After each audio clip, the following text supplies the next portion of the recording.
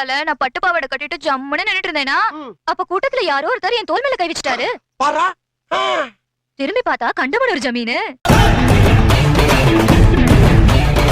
அவரை நான் பாக்க, அவர் என்ன பாக்க பாத்துக்கிட்டே இருந்தா முடிவென்ன?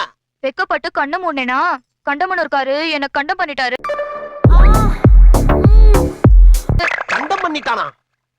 அப்புறம் கண்டமனூர்காரர் விஷயம் அவங்க அண்ணனுக்கு தெரிஞ்சு போச்சு. தெரிஞ்சு போச்சா? அவங்க அண்ணன் தம்பிக்காரரை கொலையா கொண்டிருப்பானே.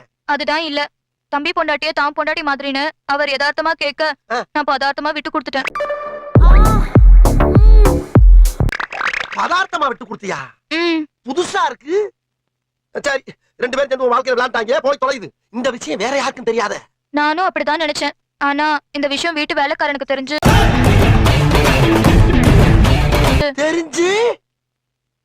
வேலைக்காரனோட முடிச்சுக்கலான்னு தோட்டத்து பக்கம் ஒதுங்கினேன்.